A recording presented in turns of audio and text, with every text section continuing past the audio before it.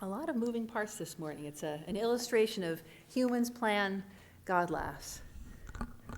But we still have our learning together this morning, this time for to engage in words of Torah and to reflect upon the week that's passed and the week ahead. Of course, we wish a huge refuah shlema to Cancer, who is not able to be here this morning. He's just a little under the weather. And so we are going to do some learning. And actually, let's do this learning dedicated to the speedy healing of Cancer. He's just a little bit under the weather, but still, we miss him so much when he's not here. So we'll learn in honor of his quick recovery and return to being with us on this bima. So as we always do, you can follow along with just your ears. You don't have to follow along with your eyes, but if you'd like to, we're going to be in the Eitz Chaim. We're going to be on page 1000. And we're going to talk about today's Haftarah and the cycle of Haftarot that we are in at this point of the year. So this cycle of 10 Haftarot, I've talked about it in the past weeks because this week, as I mentioned earlier in our service today, this is the last of the three called Tzlata de Puranuta. That's in Aramaic for those who are taking notes. Not that you should take notes on Shabbos, but I digress. Tzlata de Puranuta, the three Haftarot of admonition or rebuke, and then followed starting next week with the 7 Shiva de Nechemta, the 7 Haftarot of consolation. So this week we're beginning our pivot point. This week is the last of rebuke, and it has a special name, Shabbat Hazon. And then next week is the first of consolation, and that has a special name also, Shabbat Nachamu. And both of these names are taken from the first word of the Haftarah. But really, I think that next week's makes a lot more sense than this week's. So Nachamu, comfort, the first of the 7 Haftarot of consolation, comfort. This makes sense. But today's is called Hazon, which means vision. So what's the vision, and what does this have to do with rebuke? This is what I was wondering this year. So I looked back at the first 2 Haftarot of admonition, and I think that this year I was noticing the details of these Haftarot in a different way for some reason. These first 2 Haftarot of admonition that we read last week and the week before are both from the book of Jeremiah. The first one, we got some details here. Let's look back at it actually. Page 970, if you're following along with your eyes, which of course is optional. You can just follow along with your ears. So we see here, it's actually page 968. So chapter 1, verse 1 through chapter 2, verse 3. So we've got some zingers in here. No disrespect for the prophet Jeremiah, but if we look at page 970, verse 16, and I will argue my case against them for all their wickedness. They have forsaken me and sacrificed to other gods and worshipped the works of their hands. We have done some pretty bad stuff. If we look over to 971, chapter 2, verse 3, Israel is holy to the Lord, the first fruits of God's harvest. All of who eat of it shall be held guilty. Disaster shall befall them, declares the Lord. So this is pretty dark stuff. Now on the second Haftarah of admonition, it actually picks exactly up where the first Haftarah of admonition leaves off. It continues right along in the book of Jeremiah. And so if we just look at the beginning, hear the word of the Lord, house of Jacob, every clan of the house of Israel. Thus said the Lord, what wrong did your fathers find in me that they abandoned me and went after delusion and were deluded? They never asked themselves, where is the Lord who brought us up from the land of Egypt, who led us through the wilderness, a land of deserts and pits, drought and darkness, a land no man had traversed, where no human being had dwelt. We should know that God is on our side. God has worked this miracle for us. Why have we forgotten about this? Okay, so this is a review and a revisitation of all the things that we, the Jewish people, did that were not so awesome. But, following on with your eyes again, if you're looking at pages 976 and 977 in the Eitz Chaim, there's actually a Sephardic version and an Ashkenazic version, but both of them we pick up at the end of this book of Jeremiah where he's talking about how terrible we have been because, we were pretty bad, we made some mistakes, but we want to end this Haftarah on a note of positivity. So it's the very bottom of 976, just now you called to me, Father, you are the companion of my youth, which is a note of positivity. And this beautiful one on page 977, if you return, O Israel, declares the Lord, if you return to me, if you remove your abominations from my presence and do not waver and swear, as the Lord lives in sincerity, justice, and righteousness, nations shall bless themselves by you and praise themselves by you. So even though this is the second Haftarah of admonition, we're ending on a note of positivity. So I think that this is what I'm taking from this personally. When someone does something wrong, it doesn't always work that well to just rebuke and say, wow, you are terrible. It's more effective if you want to change things to say, this is what you did wrong, and here's how to do right. You didn't do the right thing, so here's what you should do instead. So this note of positivity at the end of last week's Haftarah sets us up for this week's vision. Okay, so this is back to the idea of vision. Why is today called Shabbat Hazon? So we've got sadness on the one hand, but we've got hope on the other. Because when things are bad, and when things are bad for an extended period of time, eventually it's got to turn around. And so that's where the feeling of hope comes in. Sadness and hope. And so I'm thinking about this a lot for a couple of different reasons. The high holidays are, they're visible on the horizon. We can see them if we squint, and what that means is that we have the 1-year anniversary of October 7th coming up.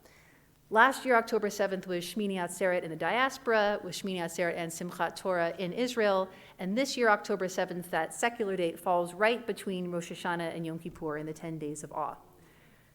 So we're going to feel sad, right? How do we feel that sadness? And what do we do with that sadness? Because we don't want to stick in sadness for the whole of the high holidays. The high holidays are supposed to touch on a variety of emotional notes, and one of them is hope. So what do we do with that sadness, and how do we turn it into hope? And the thing that strikes me about it this year is about hope in the future. This cycle of sadness and hope, but we have to look to the future to be hopeful.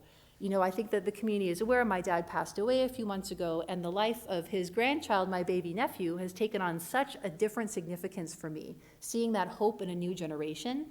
Even watching the Olympics, which I don't know, I've been doing a lot of, I don't know about any of you, but I've been doing a lot of that over the past couple of weeks. The promise of excellence, of a generation of young people devoting their lives to be the best in the world.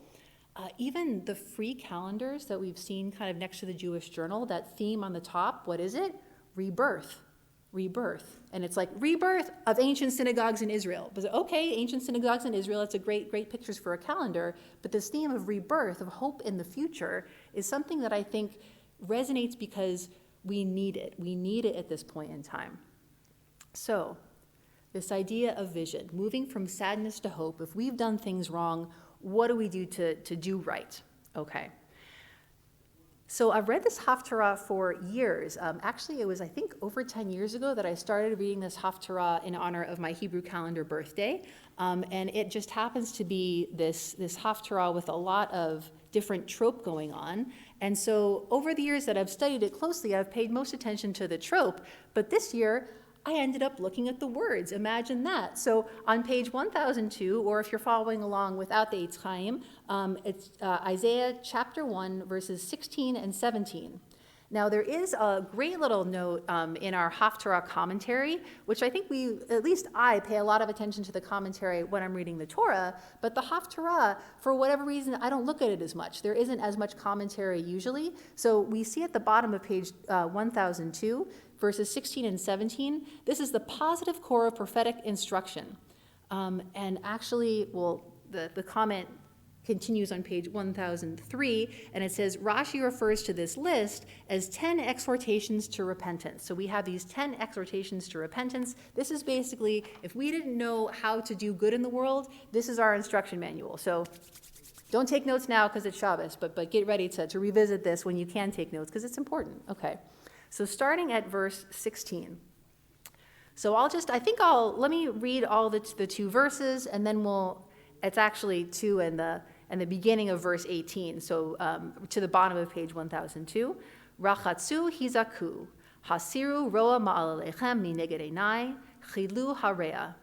Limdu hetev dirshu mishpat ashru chamotz, shiftu yatom rivu almanah. So those are the 9 things that we do. And then the bonus one is l'chuna v'nivachacha yomar Hashem. Okay, so going through these 10 exhortations to repentance, as some have said, these 10 virtues, or actually 9, but we round up to 10. It's like we come to minions. Sometimes you open the ark to count for the 10th. Okay, so I'm getting technical here. So rachatzu, wash yourselves clean.